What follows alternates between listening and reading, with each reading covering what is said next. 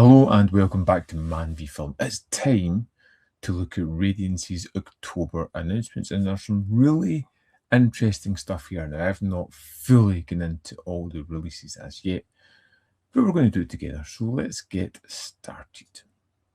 First up, we have Fantastique, the Dreams and Nightmares of French Cinema. It's $74.99. Is this a multi-movie set? Pretty much like, yeah, I think it might be. Almost looks as if it's the size of Radical Japan.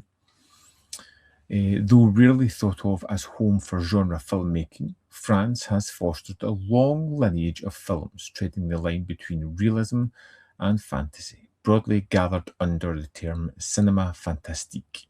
These works often find the magical and surreal lurking in the ordinary, uncanny dreams, fleeting visions, or eerie apparitions lift their protagonists out of everyday, transporting viewers into an atmospheric world where the usual rules structuring our reality do not appear to hold. Formally striking and thematically stimulating, these phantasmagorical films blur the boundary between horror and wonder as they weave beguiling tales around the mysterious and unexplained. Sounds interesting. So, unlike the sort of Radical Japan, which is one filmmaker, we've picked a genre here and it's really just focusing on that.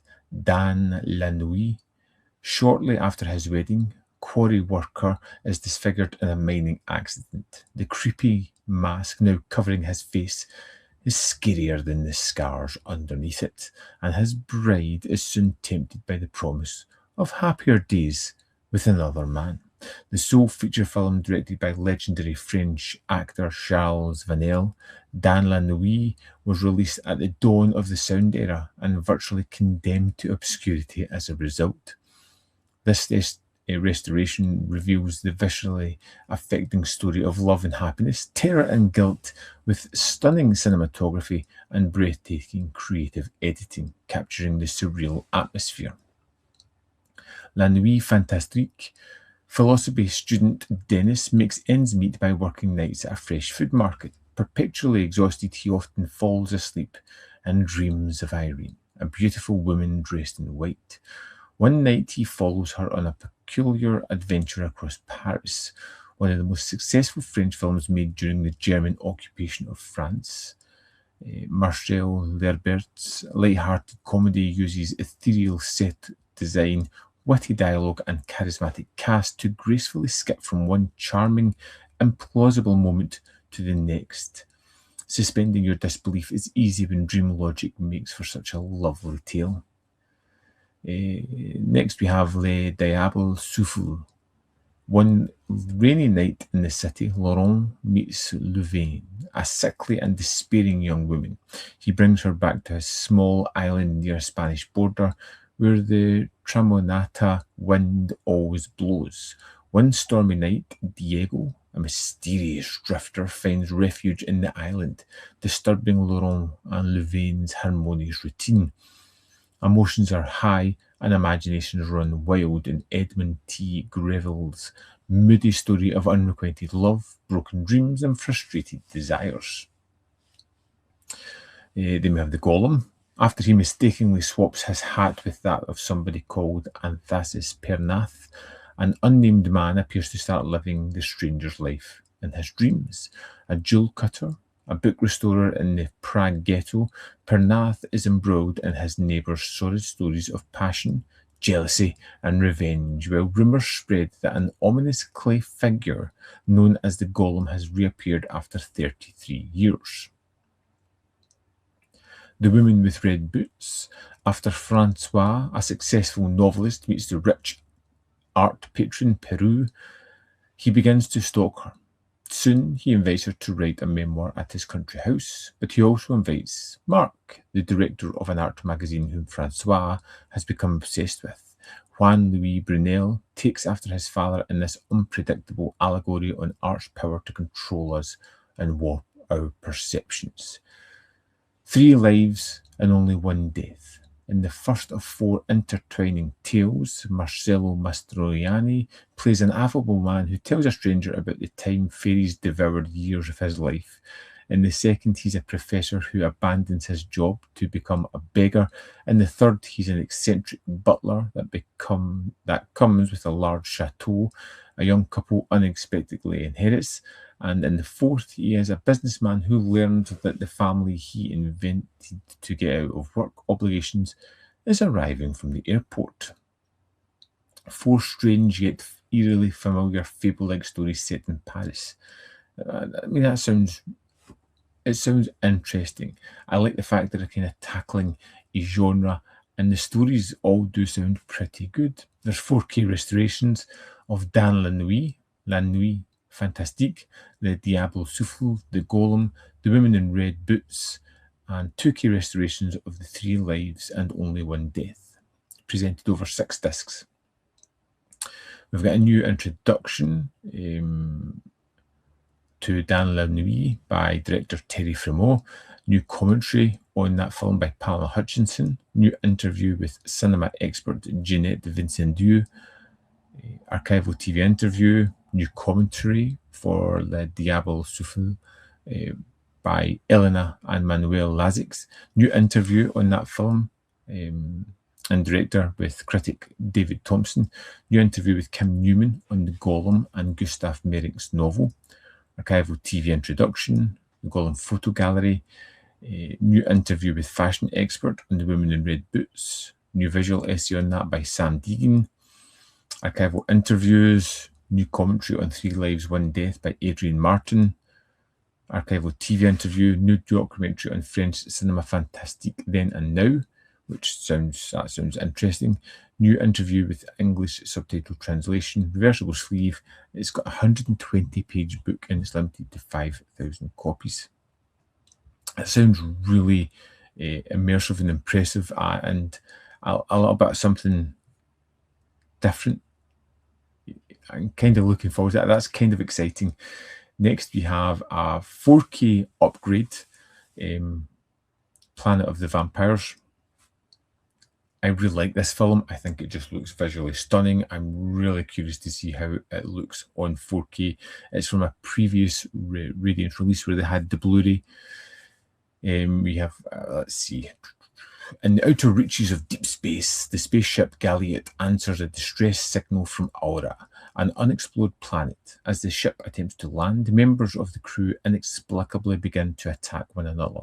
This is the start of a terrifying expedition into the unknown, one plagued by paranoia, possession, and violent mayhem, wrought upon the unsuspecting explorers by the planet's mysterious inhabitants, a sci-fi horror hybrid from genre master Mario Bava. So we've got a 4K restoration of the film. It's available on Blu-ray, and we have presentations of both the 90-minute Italian and the 88 English versions.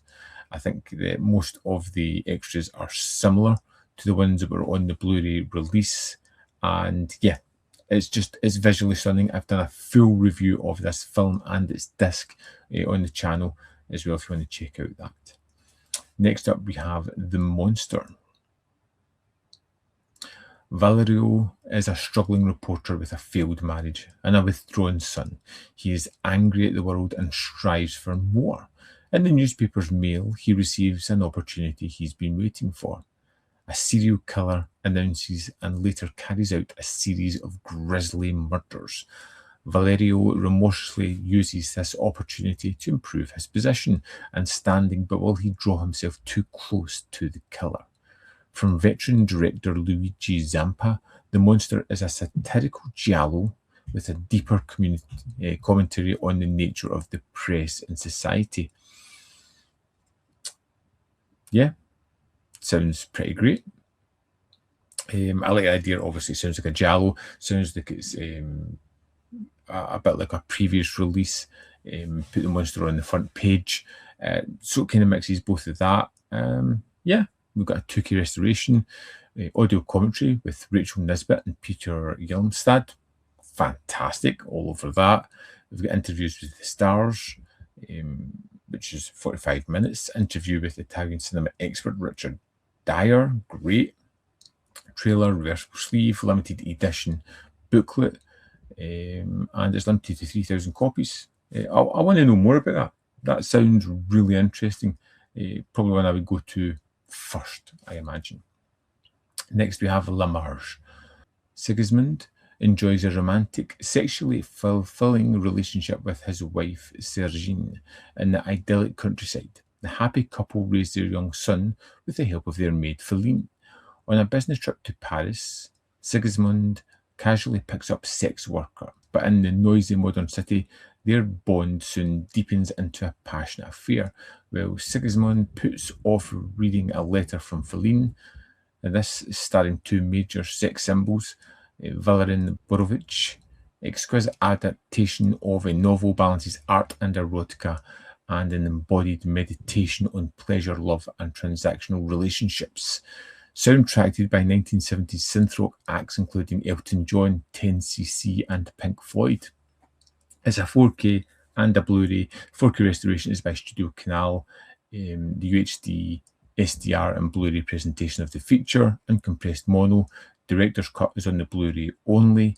Visual essay by Sam Deegan. We've got a new appreciation by director and cinematographer Sean Price Williams. Brief von Paris, commissioned by the German broadcaster. This is a 16mm short film by the director. It was shot in the French capital during the release of La Marge. Diana in Amsterdam, behind the scenes footage on the set of La Marge. Interview with the camera operator and his assistant, interview with film critic Noel Simsolo. Alternate scenes from the UK version, The Streetwalker. Image gallery, new improved English subtitle translation, reversible sleeve, and a limited edition booklet, and it's limited to 5,000 copies now. This was one didn't initially jump out at me, but talking to a couple of friends or hearing them talking about it, it's instantly jumped up as something that I'm really quite interested about. And then finally from Radiance, we've got one transmission release to go after this, is Takashi Miike's Visitor Q on a UK Blu-ray premiere. Now I've got the DVD sitting to my side here because I did a visual essay on this film that's on the channel. I'll try to link it somewhere, either on here or in the box below. You can click on that and check it out. I'd really love if you've seen the film, watch that. I'm really happy with that visual essay. A struggling news reporter keeps pushing boundaries to impress his superiors, finally winding up in a motel room with his estranged daughter. Back home, his bullied son takes a violent rages out on his mother, who turns to heroin to cope, but must prostitute herself to afford the habit. Into this scene of severe family dysfunction steps Q, a mysterious stranger with a knack for knowing just what each member needs most, whether it's a rock to the head, a sexual reawakening, or a bout of murder. From the mind of Takashi Miike comes his most transgressive film yet, unflinching yet darkly humorous. Visitor Q pushes the limits of filmic representation as far as they will go. I'm a big fan of this movie. I absolutely adore it. Like I said, check out my visual essay on this one. We've got a new transfer from the original master beta tape. We've got a commentary by Tom Mez. We've got new interviews with Takashi Miike, Kenichi Edo, and Shoko Nakahara. Mother's Milk, an essay from Kat Ellinger. Trailer, new improved English subtitle translation, reversible sleeve, booklet, and it's limited to 5,000 copies. I watched this back in maybe February, January. I'm really looking forward to see it on Blu-ray because that DVD was just not the best. And finally, an absolutely huge title this month from Transmission is the 4K Blu-ray limited edition of Who Can Kill a Child, a film that I reviewed a long time ago, and it's on the channel somewhere. Let's see. Tom and Evelyn are a young couple from England. They plan an idyllic getaway to a remote Spanish island in anticipation of the birth of their third child. When they arrive, they find their destination is almost entirely deserted, with the exception of a number of children, all of whom are acting strangely. When the couple begin to find evidence of a number of atrocities in the island, they quickly find themselves embroiled in a terrifying battle for survival. as well as being forced to confront previously unthinkable question. The title of the film. Directed by Narciso Ibáñez Serrador, the legendary master of horror, dubbed the Spanish Hitchcock, Who Can Kill a Child is his undisputed masterpiece. I agree. So we've got a 4K restoration from the camera, 35mm camera negative, presented in Dolby Vision HDR. It's a world premiere on 4K UHD. Island of Death, which is the option to watch the US theatrical cut of the film, which removes the controversial prologue. Option to view the English audio, Spanish audio, and alternate English dubbed. New audio commentary with Jonathan Rigby and Kevin Lyons. Visual essay by Alex Mendibel. Archival Spanish interviews. Archival interview with Kim Newman on Colour Kids in Movies. Great. Definitely check that out. Trailer, radio spots, subtitle translation, which is new for this release. Uncompressed mono, pull-out poster and 6 lobby cards, 40-page booklet, and it's limited to 5,000 copies. As always, add 5 or more and you can get 10% off. This is a great film. This is a fantastic release. This is a standout for me. Really kind of showing what transmission can do. It's probably up there with the Stuntman for me for like announcements, because it's just absolutely fantastic. October looks absolutely stacked. Don't know about you, but there's a lot of titles there that I'm really interested in. Fantastique. Great, interesting box set. Planet of the Vampires on 4K. I'm really curious to see how that looks. The Monster sounds interesting. Marge, one that didn't initially jump out at me, was really pushed up by friends talking about it. Visitor's Queue, which I mentioned I love, and Who Can Kill a Child, which for me is a standout announcement on 4K, no less. Cannot wait to get my hands on that at the perfect time. October, the month of horror. I'd love to know if there's anything there that jumps out at you, what you're planning on picking up. I'd love to know what you are getting, if anything. So let me know in the comment box below. As always, there's more content up here. You can see more of my stuff. In the description box are links to Patreon, membership program, manvfilm.com, always, in which you can support me. Thanks for watching, and see you next time.